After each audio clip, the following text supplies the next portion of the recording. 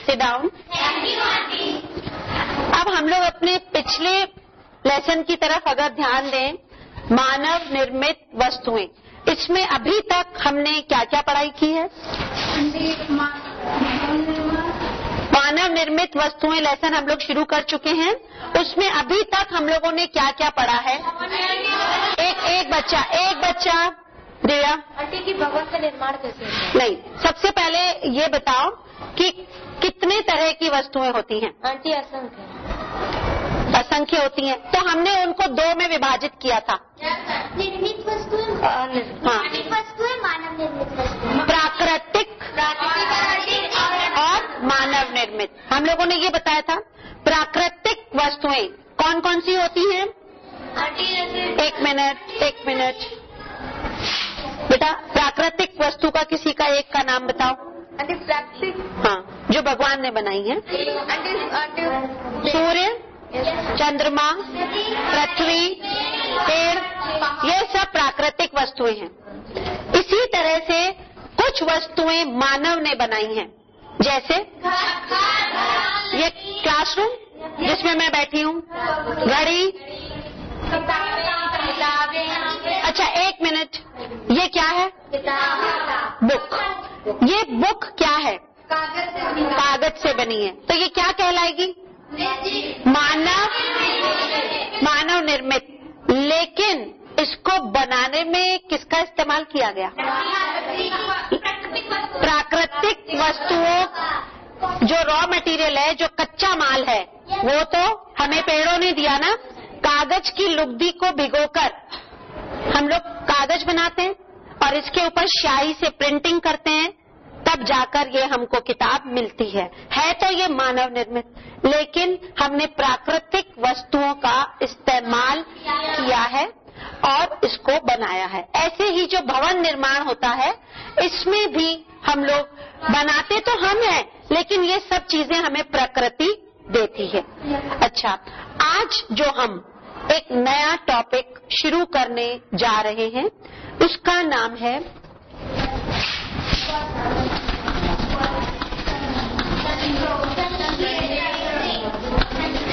संश्लेषित रेशे।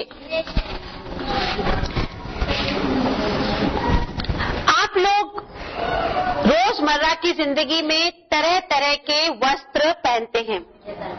एक मिनट रुक दो। रोजमर्रा की जिंदगी में तरह तरह के वस्त्र पहनते हैं।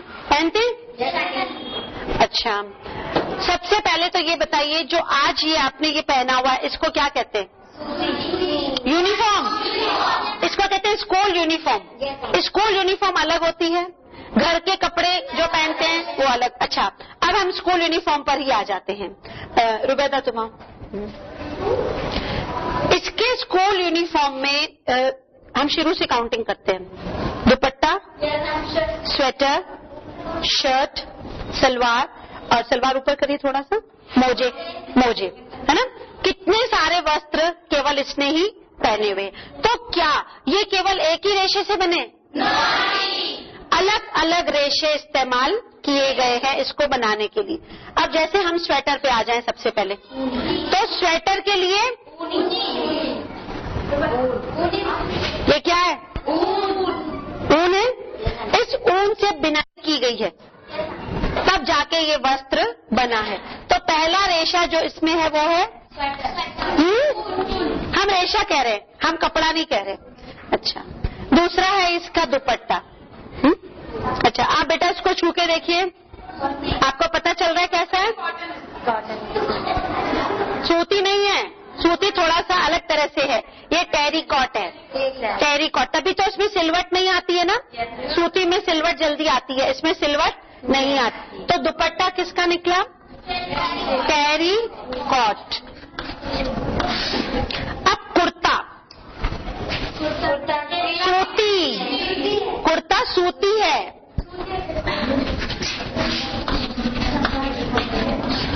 और सलवार पॉलिएस्टर। सलवार पॉलिएस्टर की है। अगर सूती होती ना तो आप बस बैठते ना और एकदम से क्रश हो जाती है, मतलब उसमें सिलवट बहुत जल्दी आता है। और ये सलवार अगर आपकी गीली होती है, जैसे पानी पीते हो तो सूख जाती है, तुरंत सूखती है ना, बस चलते हैं और सूख जाती है। इसका मतलब ये पॉलिएस्टर की है। किसकी है? ये सब नाम आपने पहले कभी सुने? अब मोजे देखिए, एक मैं मोजा भी लाई हूँ, देखो ये मोजे, और ये देखो ये भी मोजे हैं, इनको छू के देखो। मोजे किस कपड़े के बने हैं, मतलब किस रेशे से बने हैं? अच्छा, इसमें देखिए खींच रहा है, ऐसे खींच रहा है, इसको भी खींच रहे हैं। आप सबके खींचते हैं ना, अपनी बहनों के भी मोजे पहन लेते हैं ना हम लोग, ये भी खींच रहा है। इसको कहते हैं नायलॉन। ये नायलॉन का होजरी का मतलब एक मटेरियल होता है, धागा आता है जो खींचता भी है। दूसरा है नायलॉन। अब आपने इतनी तरह के रेशे केवल स्कूल यूनिफॉर्म को बनाने में हमें इतने तरह के रेशों का इस्तेमाल करना पड़ा। नायलॉन के मोजे थे, ऊन का स्वेटर था, टेरिकॉट की दुपट्टा था, सूती कुर्ता था और पॉलिस्टर की सलवार थी, है ना। अब इतने नाम तो हम जान गए। इसमें से क्या कोई प्राकृतिक भी है? ऊन प्राकृतिक, ऊन हमें भेड़ की खाल से मिलती है ना। अच्छा, ऊन भी अब दो तरह की आ गई है, एक प्राकृतिक और एक सिंथेटिक, मतलब संश्लेषित। अच्छा, हम मान लेते हैं कि ये वाला जो स्वेटर था ये प्राकृतिक ऊन से बना है। अच्छा, दूसरा सूती, ये हमें कहाँ से मिलता है? किस पेड़ से? सूती रेशम के पेड़,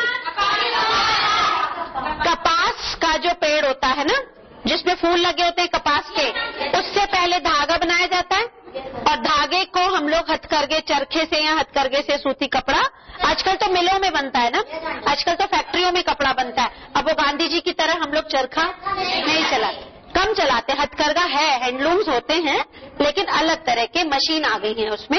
अब वो हाथ वाला चरखा ज्यादा नहीं इस्तेमाल होता है, इसीलिए पतले और सुंदर कपड़े सूती हम लोग पहन सकते हैं और मिलते भी हैं।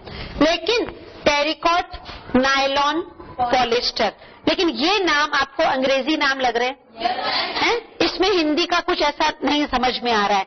इसका मतलब ये कोई अलग चीज है? तो ये जो तीन तरह के रेशे हैं, नायलॉन, टेरिकॉट, पॉलिस्टर, ये तो केवल तीन हैं। इनके 10, 15, 20 नाम, रेयॉन, डेक्रॉन, जो आप लोग जो पैंट का कपड़ा देखते हो वो अलग तरह का होता है, जीन्स का कपड़ा अलग तरह का होता है। तो ये सारे जो रेशे हैं ये उच्च श्रेणी के रासायनिक पदार्थ हैं, केमिकल्स हैं, समझ रहे हैं? उच्च श्रेणी के, हल्के फुल्के नहीं, उच्च श्रेणी के रासायनिक कार्बनिक पदार्थ, जिसमें कार्बन की चेन्स होती हैं, एकल बंध से बने, द्वि बंध से बने, सिखाया था, उससे बने होते हैं। और ये जितने भी हमारे संश्लेषित हैं, ये संश्लेषित है, ये संश्लेषित है और ये भी संश्लेषित है, ये सारे के सारे हमारे petroleum,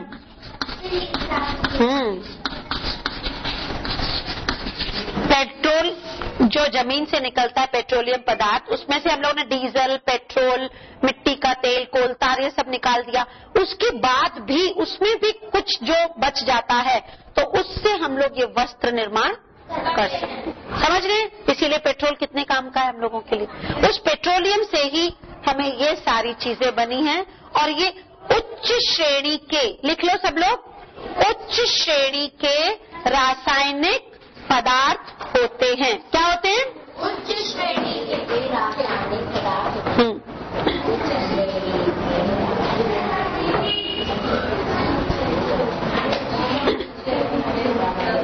nylon, polyester, Dacron, rayon आदि मानव निर्मित है। इनमें से बहुत से रेशे पेट्रोलियम पदार्थों से प्राप्त होते हैं और इस प्रकार के रेशों को संश्लेषित रेशे कहते हैं। संश्लेषित रेशे उच्च अणु भार वाले, सब लोग लिखिए, संश्लेषित रेशे उच्च अणु भार वाले बहुलक यौगिक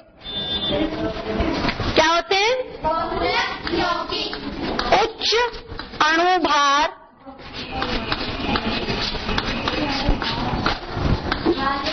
बहुलक यौगिक। उच्च भार वाले बहुलक यौगिक होते हैं।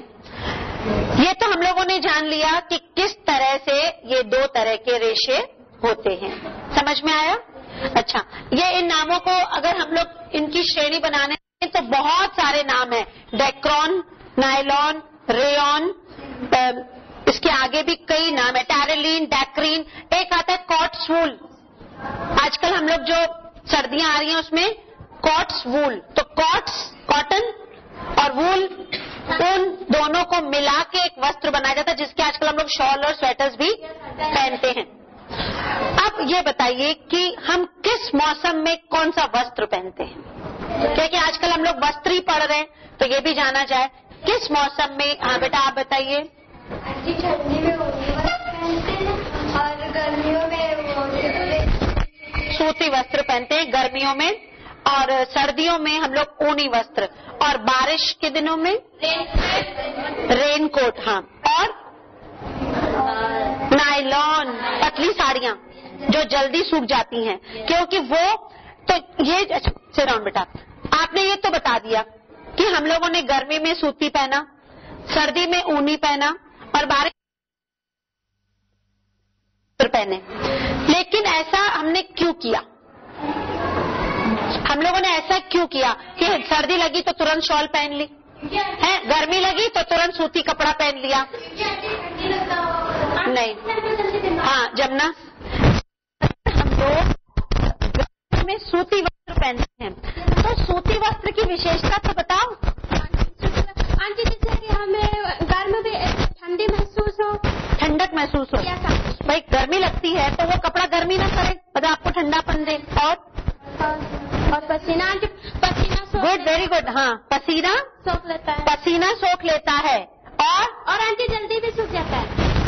पसीना सोख लेता है, हमें गर्मी प्रदान करता है, हवा का आना जाना आराम से, जैसे ये सूती है ना, अब इसके अंदर हवा आराम से आ जाएगी, ये एयर टाइट। दूसरे वस्त्र हम लोग पहनते हैं तो वो एयर टाइट होते हैं, वो उसमें हवा नहीं घुस पाती है, लेकिन इसमें हवा चली जाती है। Sit down. सूती वस्त्र को अगर हम लोग पानी में भिगोएं, किसी के पास पानी है यहाँ? दीजिए। और अगर हम लोग नायलॉन के वस्त्र को पानी में भिगोएं तो देखें हम लोग क्या होता है। अच्छा, ये क्या है? सबको दिख रहा है? ये भी? हाँ, और ये रेशमी। हाँ, इधर आओ, पानी लो और इसको थोड़ा सा भिगो।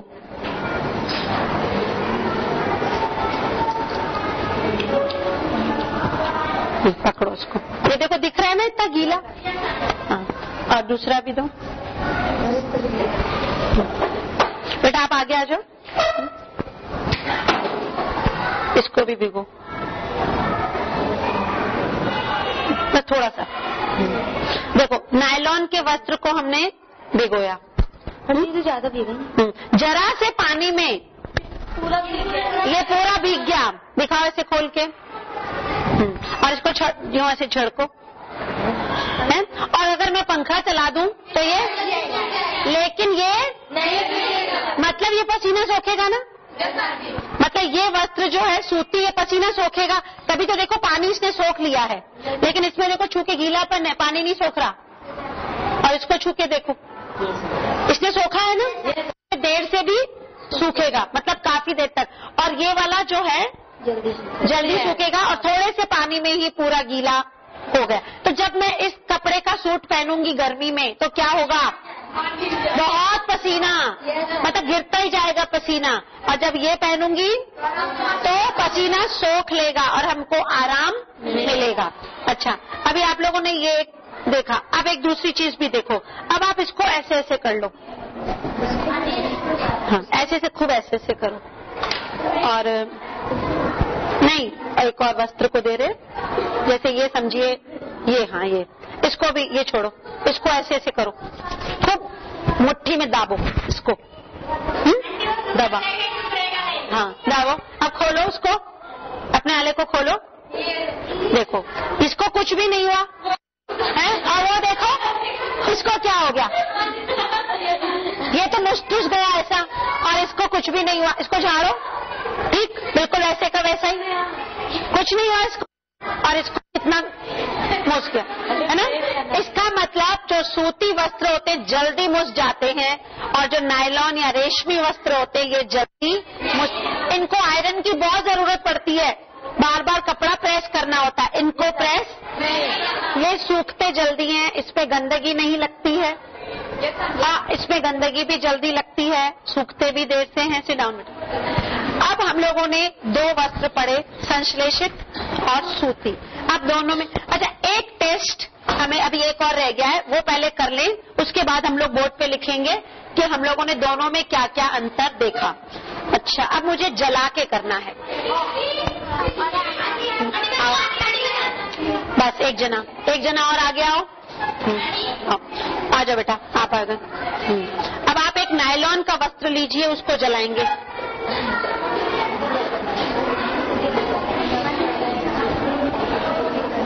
नायलॉन का लेना, ये वाला नायलॉन है, और ये सूती तो यही था,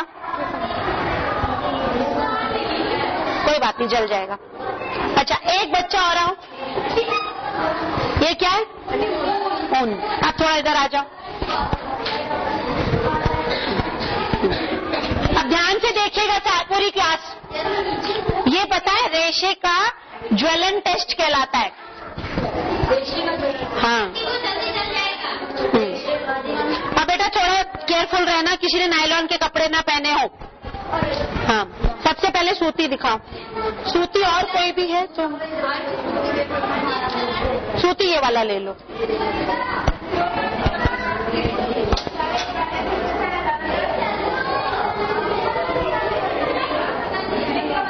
फेंक देना, फेंक दो, दूर हो जाओ, दूर हो जाओ। देख लो ये आराम से जल रहा है, मतलब आराम से जल रहा है ना, इतनी जल्दी नहीं, ठीक ठीक देखो अभी तक जल रहा है। बस बस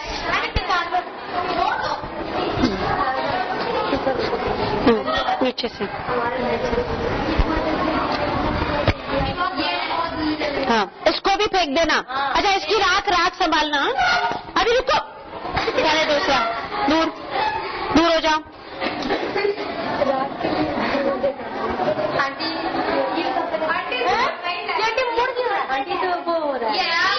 देखिए देखिए एक मिनट, देखिए इसका धुआं। हाँ बस छोड़ दो, बस छोड़ दो। हाँ यही तो मैं दिखाना चाहती हूँ कि क्या है। ये हो गया, टुकड़ा जल गया। अब आप देखो, अभी मैंने सूती जलाया, उसके बाद मैंने ये नायलॉन जैसा संश्लेषित रेशा जलाया। अब एक मिनट, ये ऊन है, एक मिनट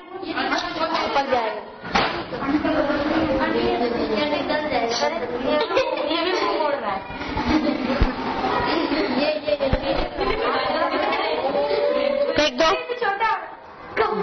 बस उठाओ, अपनी जगह पे जाइए तीनों लोग। ये हम लोगों ने क्या जलाई थी, ऊन।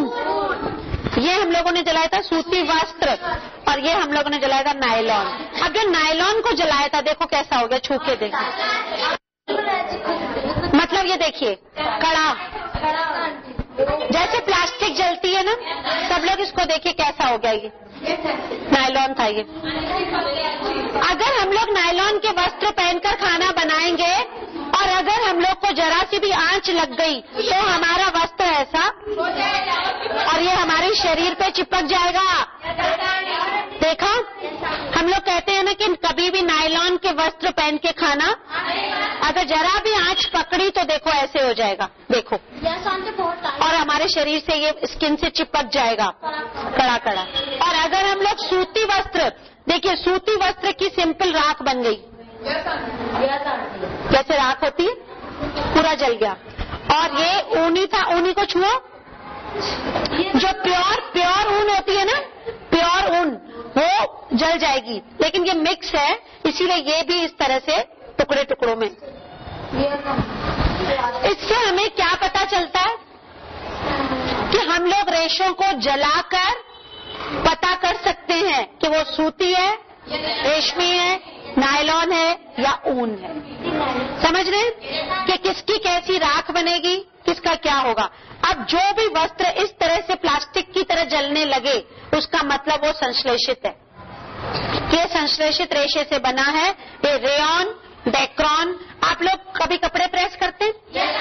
उसमें ऊपर स्विच लगा होता, घुमाते हैं हम लोग कि ये रेयॉन के लिए, ये नायलॉन के लिए, ये सूती के लिए, ये सिल्क के लिए, अलग अलग टेम्परेचर्स होते हैं। अगर हम लोग बहुत ज्यादा तापमान पे इसको प्रेस करेंगे तो चिपकेगा क्या? मतलब ऐसे ही तो हो जाएगा ना। हाँ, अब हम लोग अंतर लिख लें सूती में और संश्लेषित में।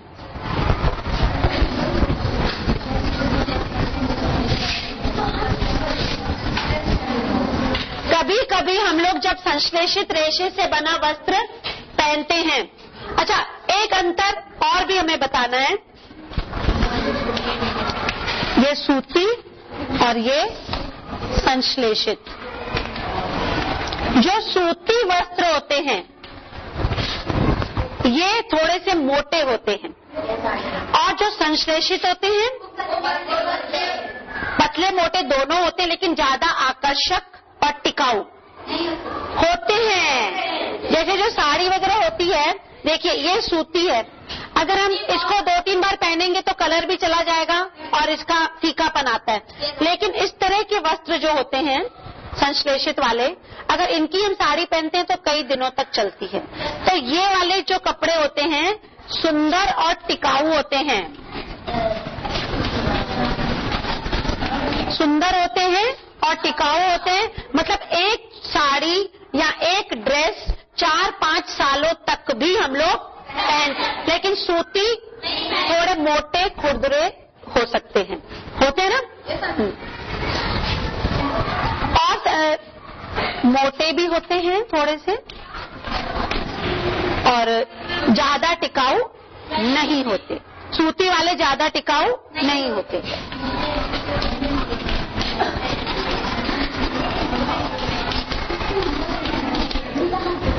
ये जल्दी मुस जाते हैं। सूती वस्त्र जल्दी बताइए मुस जाते हैं और ये मुस जाते हैं, मुस जाता कहते हैं ना। हाँ, और ये नहीं मुसते।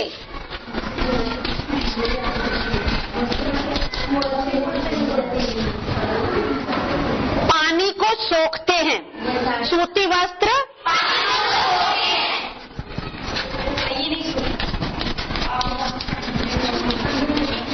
ये लोग नहीं सोखते।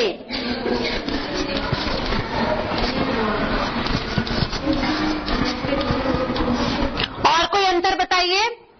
और ये जलने पर राख बनती है, जलने पर राख, जलने पर राख, देखो ऐसे हो जाता है तो राख तो नहीं बनी, लेकिन इसकी हमने बताई कि राख बनी। सूती की राख बनी थी, इसकी राख नहीं बनती है।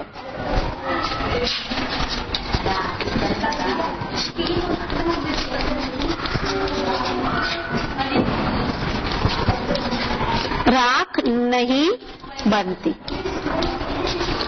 और एक और अंतर मैं आपको बताऊं, जो सूती वस्त्र होते हैं इनको पहनने से शरीर को नुकसान नहीं पहुंचता, लेकिन रेशमी वस्त्र ज्यादा देर तक पहनेंगे तो एलर्जी हो सकती है, शरीर पर लाल धब्बे बन सकते हैं, खुजली हो सकती है और भी कई परेशानियां हो सकती। किसी किसी को रेशमी वस्त्र से एलर्जी होती है। तो जो रेशमी वस्त्र हैं वैसे तो बहुत फायदे वाले हैं, लेकिन जिसको अच्छा न लगे उसको नहीं पहनना चाहिए, क्योंकि एलर्जी बहुत ज्यादा हो जाती है संश्लेषित से। और आप लोग देखते हैं बच्चों में जो अंडरवेयर या छोटे कपड़े पहनते हैं तो लाल लाल दाने बहुत ज्यादा निकल आते हैं, वो इसीलिए क्योंकि वो संश्लेषित रेशे से बने होते हैं। आज आपके घर का होमवर्क ये है कि अपने अपने कॉपी में, अपने अपने फाइल में, जो साइंस की कॉपी है, इस तरह के कम से कम 6 नमूने, जैसे एक सूती, एक नायलॉन, एक जो मैंने आज जितने पढ़ाए हैं, जैसे ये आज जो सिखाए थे, वो चौकोर ऐसे छोटे छोटे काट के अपनी फाइल में लगाओगे और उस पर नाम भी लिखोगे कि ये सूती है, ये नायलॉन है, ये पॉलिस्टर है और ये है। समझ गए? आज का होमवर्क पता चला क्या प्रोजेक्ट है? विभिन्न वस्त्रों को किसी भी दर्जी की दुकान में चले जाना, वहां से इस तरह से उठा लेना कतरन, ऐसे कतरन उठा के उसको ठीक से काटना चौकोर चौकोर, और उसको फिर अपनी कॉपी में लगाना और उसमें लिखना कि ये कौन सा वस्त्र है। अगर नहीं पता तो मुझसे पूछना, अगर वस्त्र का नाम नहीं पता तो लेके आना, हम लोग कक्षा में पूछेंगे, उसको देखेंगे, जांचेंगे और बताएंगे कि ये क्या नाम है। कल का होमवर्क याद रखना और कल आप ही मुझे पहले ये दिखाओगे। Thank you children.